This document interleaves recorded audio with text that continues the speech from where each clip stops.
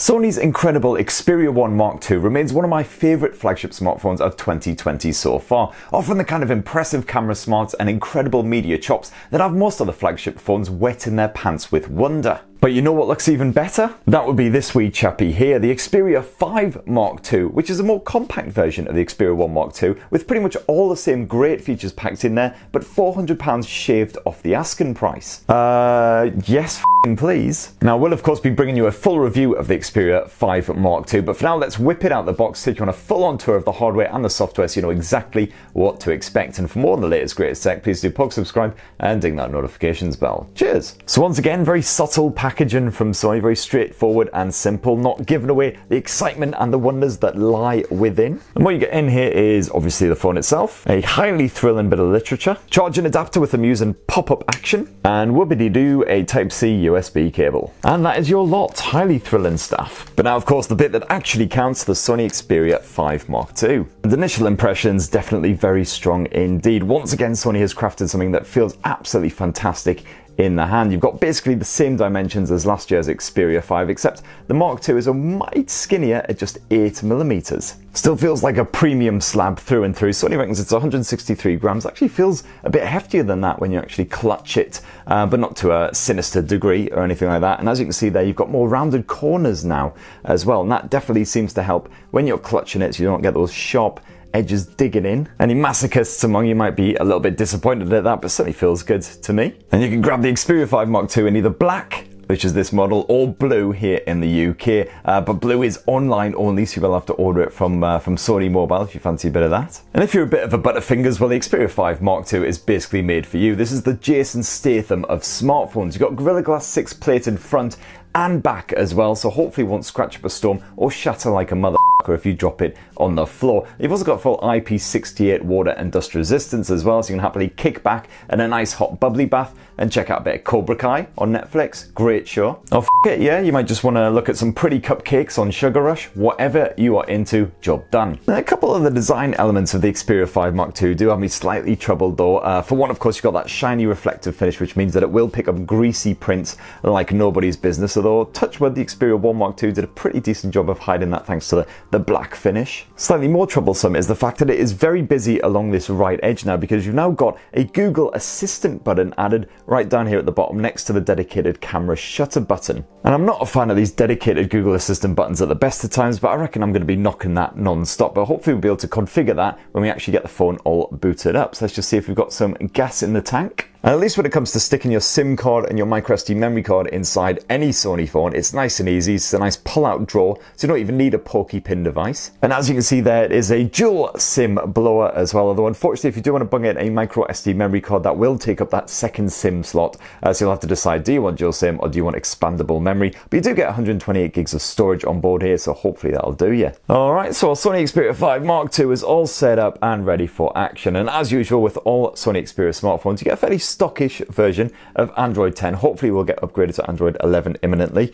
But of course with a few little aesthetic changes to make it more distinctly Sony. So of course, as always, I've immediately slapped on my geeky anime background, but of course all of Sony's classic wallpapers are here as well, so you can try one of those instead. I do still like those Horizon papers, very funky indeed, and you've got a few sort of spin-off alternatives of that theming as well, and then just your classic nature stuff. And Sony at least offers you the option of installing all of the crapware that it used to just shove onto its phones, like Booking.com and all of that sort of shenanigans.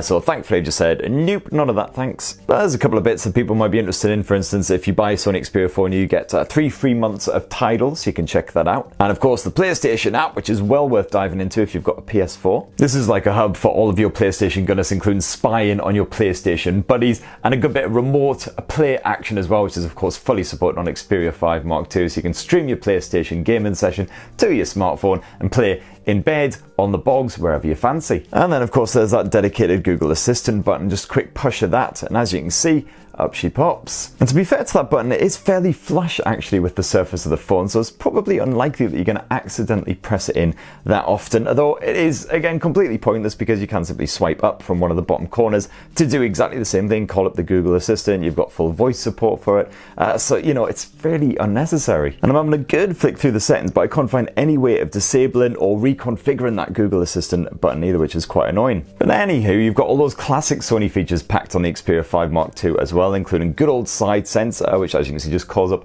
a bunch of shortcuts, and the likes of the one-handed mode, which is very helpful indeed, because although it's obviously quite a compact smartphone, quite easy to use one-handed, it is a bit of a stretch to get all the way up to the top end of the screen when you're using an app or whatever. And when you call up side sense, you've also got that excellent multi-window feature as well. It's basically just split screen, but this allows you to quickly and easily load up a couple of apps side by side, which is perfectly suited to that stretched 21:9 screen. It's really good if you want to watch a bit of YouTube or whatever while also browsing the web, checking your messages, doing whatever you want. Of course, you've got your always on display action as usual, so you can check for notifications without actually bothering to pick up the phone and turn it on. And then that excellent edge mounted fingerprint sensor as well, just a quick tap of your digit against that scanner, and as you can see, straight into your desktops. Sadly, once again, no face unlock support on the Xperia 5 Mark II, however, though obviously less important in these COVID-y days where we're all covering up our faces anyway. But anyway, I could bang on about the software all frickin' day long, but if you want a closer look at some of my favourite features here on the Xperia 5 Mark II, it's a very similar setup to the Xperia 1 Mark II flagship, so I did a tips and tricks on that smartphone. Go check that out for all you need to know. Now, as always, one of the highlights of any Sony Xperia smartphone is definitely the screen, and the visuals here on the Xperia 5 Mark II definitely do not disappoint. You've got a 6.1 inch OLED display with that 21:9 finish, so as you can see, when you've got that supported cinematic content, it just fills up the entire screen. There's no notch, there's no little selfie cam orifice thing to get in the way. And I've actually heard some people bitching and moaning that it isn't a 4K resolution panel, unlike the Xperia 1 Mark II, but to be honest, you had to stick that Xperia 1 Mark II next to any other flagship smartphone and really study it to sort of see any proper difference in the detail levels. This is a 6.1 inch panel, it's Full HD plus. You can squish your face right up to this thing and it will still look absolutely crisp as anything. It's nice and bright and poppy, so certainly visibility outdoors will not be a problem. Those colours are looking really nice as well. They're not super vibrant or anything, they just look nice and natural, so the more vivid hues really shine. And contrast is nice and sharp as well, with those stunningly deep blacks as well, so it's nice and clear exactly what is going on, even in quite gloomy scenes. You've got full control over those display settings as well, so you can dive into the image quality settings. As you can see, you've got the good old creator mode back once again, introduced last year on the original Xperia 1. You can turn this on full time if you want, otherwise it does automatically apply when you stick a bit of Netflix on as well. And of course you've got Sony's usual visual enhancement tools as well, just to boost colours up, produce more natural look and contrast, and just really sharpen things up as well if you're watching lower quality content. But while you lose out on those Ultra HD visuals here on the Xperia 5 Mark II, Sony has finally added in a high refresh rate, something that was missing from the flagship smartphone, but it's great to see it here on the Xperia 5 Mark II, and yeah, that definitely makes a difference. Everything looks silky smooth when you're flipping about then. Wow, that is super fast. But of course, it's not just about the visuals here on Sony smartphones. They always absolutely nail the audio side of things as well for the full multimedia experience, and it's actually a stereo speaker setup here on the Xperia 5 Mark II, and they're both front-facing speakers as well, mounted on the very edges there, but not actually on the sides. So let's just crank the volume all the way up and see what we got. Video Shield TV, and also Google hasn't bothered to include any Stadia support as well, which probably speaks volumes. So on top volume, reasonably powerful for watching videos, streaming podcasts, things like that. Voices come through nice and clear, helped along by the fact the audio is actually directed at your face, but the audio does sound quite flat as well. The likes of vocals and stuff sound quite tinny on that top volume, so you'll definitely want to plug in some headphones or get some Bluetooth action on the go if you want to listen to some music or anything like that. Thankfully, like the Xperia 1 Mark II, you do have a actual headphone jack here on the 5 Mark II, so it's one of the only flagships where you'll find that. And the Bluetooth chops are solid as well. You've got Sony's full LDAC support and all the usual smarts, of course. So just a quick tap and you're all paired up. And then as you can see there, a good bit of LDAC, so yes, that should just help to keep the quality of the audio high even when you're streaming wirelessly. And I love the way that you can choose between best effort or high quality playback over Bluetooth as well. So you might get a bit of a stuttering action if you choose sound quality preferred if you're in a busy area. And that's not all on the audio front. You've got full Dolby Atmos support here on the Xperia 5 Mark II as well. And Sony's digital sound enhancement engine Ultimate Edition is back in action from the Xperia 1 Mark II, which can just upscale your compressed tracks to make them sound less cack. Now, if you're a mobile gamer, then your pants will be in serious peril, because the Xperia 5 Mark II is liable to make your bowels explode in sheer wonder and merriment. First up, like the Xperia 1 Mark II flagship smartphone before it, you've got the Snapdragon 865 chipset bunged in here, backed by 8 gigs of RAM. And yeah, it's not the 865 Plus, but as you can see from these benchmark scores, who needs the Plus? This thing will absolutely power its way through anything. And as usual, when you are getting your game on, you've got that Game Enhancer feature, which you can call up with a quick tap of that icon. Otherwise, you can also drag it down from the bar as well.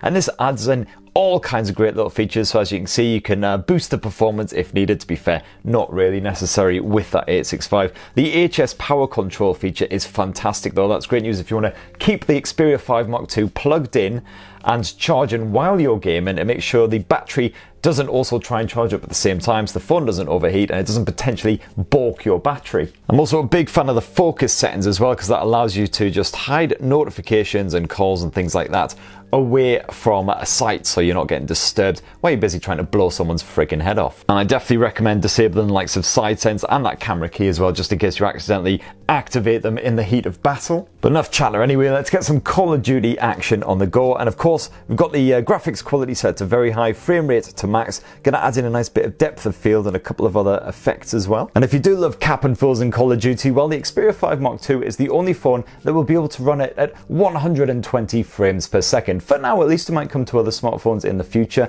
but definitely absolutely stunningly fluid action. Make sure you go into the game mode in the Game Enhancer gaming feature as well, and go to custom, and then dive on in there, and you can see you can actually change up the screen refresh rate from within here. So it is 60 by default, but you can boost that up to 120 to make full use of that 120 Hz display, and you can also boost it up even further, double it to 240 Hz, and you can probably see some serious screen flickering going on right now on camera. And that's actually an emulation mode. It's supposed to just fill in the blanks, as it were, between the frames, and just give you a really fluid, blur-free experience when you're doing, you know, a racing game, something like that. And the Xperia 5 Mark II also supports 240 Hz touch response rate as well, although frankly I'm going to cheat and use the controller. So on that 120 Hz setting, everything is very silky smooth, absolutely stunning stuff. Look at this, that frame rate is just incredible.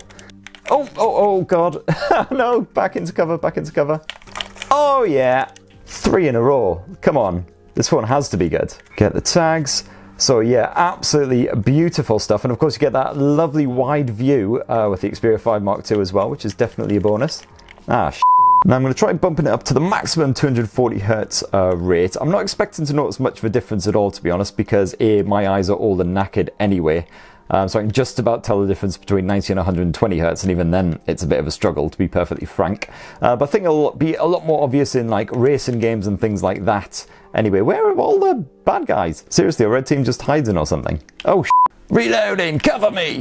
And of course I will be fully testing on the battery life on the Sony Xperia 5 Mark II for my in-depth review, but you've got a 4000 mAh cell in there, so it's vastly increased over the original Xperia 5 from last year, so hopefully you should get a full day, no problem. Looks like it went down about 10% in about sort of 35-ish minutes of gaming, so not too shabby. Sony has been a wee bit stingy on the charging front though. You don't actually get the 21 watt charger stuffed in the box. You'll have to buy that separately if you want a bit of fast charge action, and there's no wireless charging support sadly on the Xperia 5 Mark II, although if that helps to keep it nice and skinny and everything, then all good. And if you dive on into those battery settings, you'll see you've once again got Sony's battery care feature. This just helps to prevent the phone from overcharging if you're leaving it plugged in all night long. And here on the Xperia 5 Mark II, you've actually got a brand new setting in there as well called Always, which basically will always stop the battery from fully charging, so it'll hover around the, as you can see there, 90% if you give that a little tap. But you can actually knock that all the way down to 80%, and that'll just doubly protect the battery from overcharge and make sure you'll get that long lasting performance. Now this is becoming the longest unboxing in the history of unboxing, so let's just finish up with a quick squint at this triple lens array camera setup here on the back of the Xperia 5 Mark II. And it's a very similar setup to the Xperia 1 Mark II flagship smartphone, complete with that Zeiss T-Star coating for all the lenses, just to help out when things are a bit bright.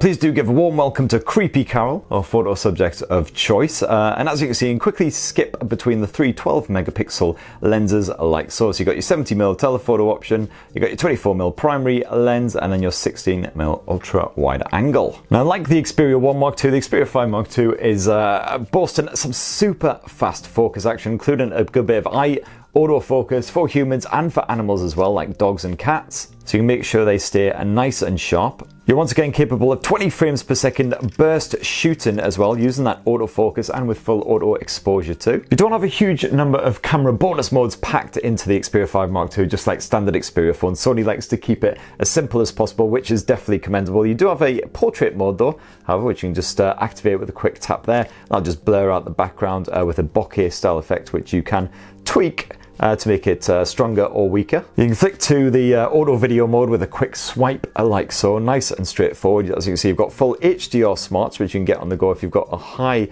contrast scene to deal with. And if we dive on into the camera settings, as you can see, it shoots at full HD resolution by default. You can bump that up to 60 frames per second. Otherwise, you can also get some 4K on the go. You've got a small selection of other bonus modes that you can play around with, including a bit of slow motion action, and you can take a portrait selfie as well if you flip around to that front-facing camera. And it is a basic 8 megapixel front-facing selfie snapper here on the Xperia 5 Mark II, which I was quite surprised by. I thought they'd at least shove a 12 megapixel effort on there.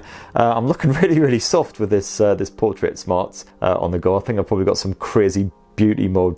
So basically, if you've ever fancied looking like E.T., job done. But of course, if you really want to unlock the full potential of the Sony Xperia 5 Mark II's camera tech, you're going to want to dive into the Photo Pro app. Now this is designed to mimic a DSLR control panel, so you've got full access to pretty much any feature you can think of. If you've used a Sony Alpha DSLR before, you'll be right at home. As you can see, they're designed to go far beyond the likes of the manual modes on most standard smartphone cameras. You can, of course, choose which lens you want to use, as usual. You've got full control over all of your levels, so you can get it looking just the way you like. As you can see, play around with all kinds of different levels of white balance, get some custom settings on the go. You can piddle about with the focus as well, so it's set to continuous autofocus by default, but you can play around with a manual focus level as well. You can play around with levels and histograms, all that good shenanigans. If you're diving into the menus as well, just so much stuff packed in here. And while the Xperia 1 Mark II flagship phone did not support RAW image capture straight out of the box, thankfully the Xperia 5 Mark II does. And then of course, a similar ilk, you've got Cinema Pro for all of your video needs. And I definitely really enjoy messing around with this one. You get all kinds of funky effects on the go. Got lots of different filters that you can mess around with, and really good manual focus controls as well, which allow you to glide seamlessly between two preset points